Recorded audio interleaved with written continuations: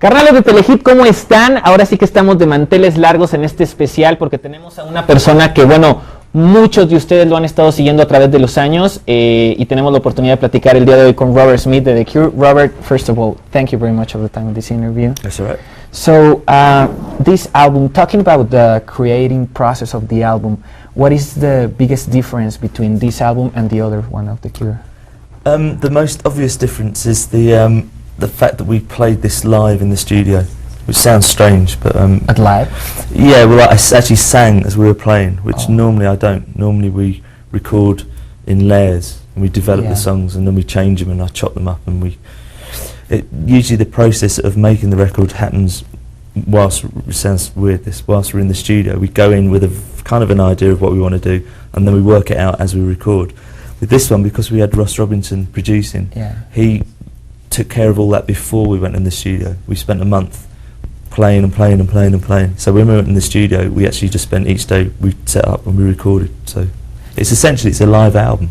And I mean, you've been in a lot of times in a record studio. What could it be like one of the best memories that you have during the time that you were doing an album? Well, I actually had more fun making this record than any other record I've made. Why? Because it was so intense all the time. I really loved it. Ross works as hard as I do, and he is as intense as I can be. He's enthusiastic and totally involved in the process. So it was really nice for me to have someone who was there all the time, because normally the band isn't there all the time. They do their bit and then they disappear. So most of the time I feel kind of quite lonely when I'm making albums. Which is a good thing, I suppose. When I'm singing, it helps me to. And sometimes you need that loneliness to create better music. Yeah, I mean there are thousands of times in the studio when I've thought this is so good. I mean, really, every time that you finish a song is a really great feeling. You know, every time you finish a mix of a song, it's like you've made something from nothing. It's like the reason why I still do it. That feeling. Yeah, and talking about memories of yourself, you have two older brothers, right? I've got an older brother, one older brother. One older brother. Yeah. What is the most important thing that you learned from him? To love books, actually. Really? Yeah. When I was young, he used to read to me all the time. What is your favorite book? My favourite book of all time?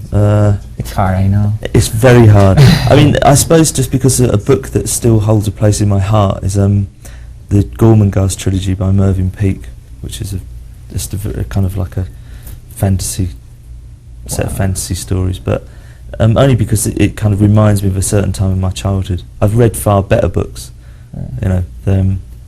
I mean, honestly, I couldn't tell you what my favourite book is.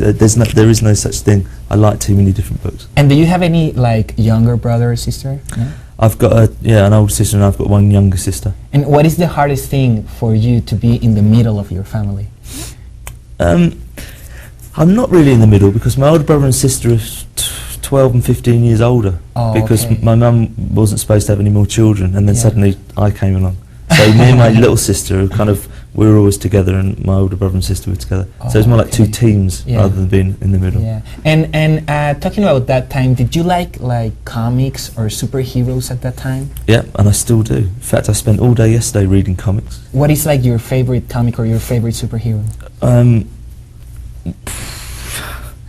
Deathlock the Demolisher. The Demolisher.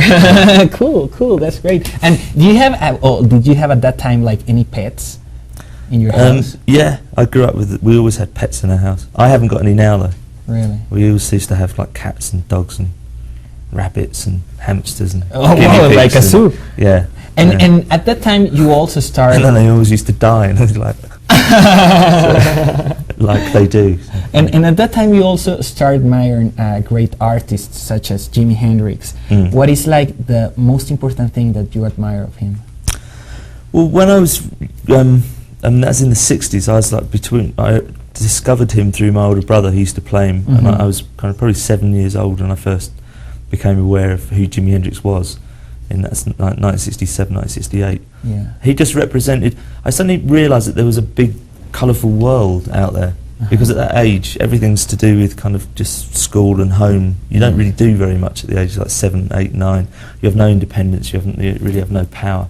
I mean, you don't for a long time. You know, you can go through to you're 18 really until that happens. But I began to dawn on me that this weird bloke played guitar and sang as a job. Yeah. You know, and I thought it just stuck with me. And so all the way through school, I always used to think, people say, "What do you want to be?" And I'd say something like, "I'll be a gardener," or in my head, I think I'll be Jimi Hendrix. Yeah, and well, you're doing a great job. Yeah. I mean, Jimi Hendrix impersonator. Yeah. And after you've been involved in music like for, what is like the biggest mistake that you think that music industry is still doing right now? There's so many. I think the stupidest thing that they're doing actually is the amount that they're forcing.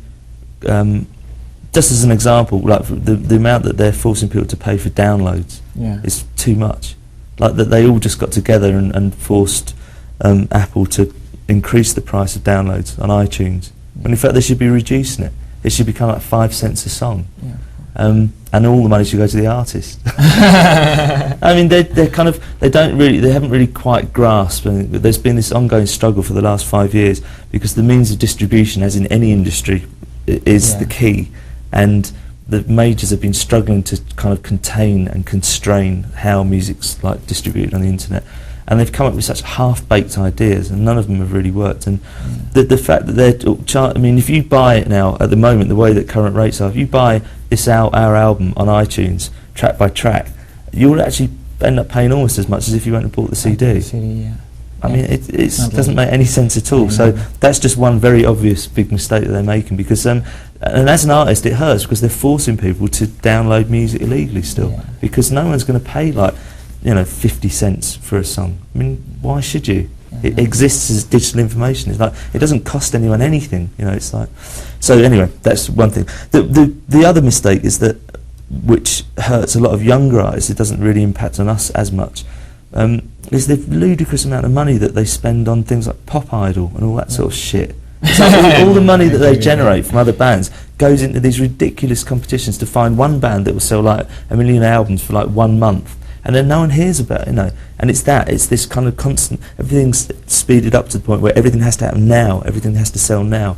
And there's almost like a disregard for like cultivating artists who will make music in the future. Yeah. So.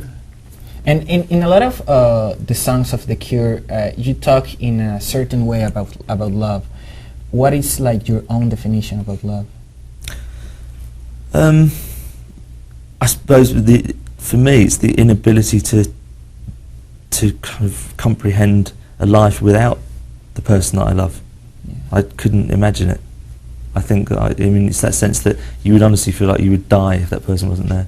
And of course, one of the most important person in your life about that is Mary, your wife. What do you think that is the best of her? That she puts up with me. It's true. Estás viendo la cobertura especial de la visita de The Cure a México. Solo en Telehit.